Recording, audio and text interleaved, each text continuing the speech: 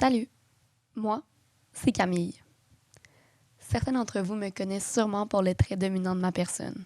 On me caractérise de fille pas gênée, toujours souriante, empathique, créative et forte de caractère. Mais il y a une petite partie de moi que je cache au quotidien, à travers mes jeans amples, mes chandails à manches longues et même à l'arrière de mon toupette. Je montre aux autres ce que je veux qu'on se souvienne de moi, comme une fille confiante et fonceuse, toute sauf insécure. Mais je passe ma vie à cacher des marques, des bleus, des cicatrices et des mauvais souvenirs de mon passé. Certains diront que j'ai l'air battue, d'autres penseront que je me mutile, pendant que d'autres élaborent des conspirations disjonctées en disant que j'ai été attaquée par un requin. Mais c'est simplement qu'à l'arrière de mon beau petit sourire, se cache une petite fille qui l'a pas eu facile. Médecin après médecin, des nuits entières à attendre à l'urgence de Sainte-Justine, des douleurs monstrueuses au dos et des lésions causées par les chutes d'une petite blonde maladroite, il y en a eu en tabarnak.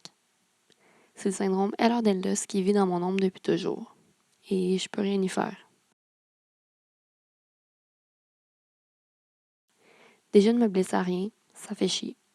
Mais de me faire garder croche partout où je vais, puis de me faire poser des questions maladroites et indiscrètes par des étrangers, ça me fait encore plus chier.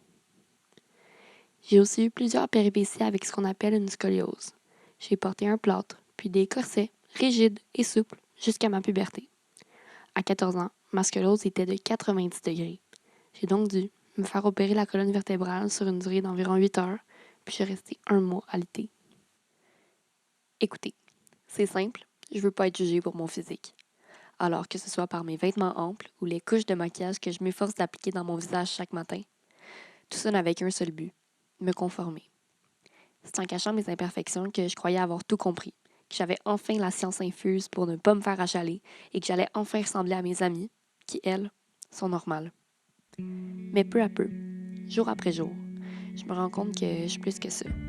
Que les gens qui me connaissent réellement savent que je suis pas comme les autres, puis que c'est parfait de même. J'ai eu les couilles de vous montrer ça aujourd'hui, et la petite Camille en serait vraiment fière. Elle serait fière de me voir en parler ouvertement, de me voir me promener la tête haute au quotidien après tout ce que j'ai vécu.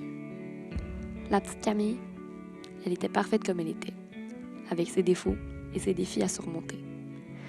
Mais la Camille d'aujourd'hui est encore plus parfaitement imparfaite.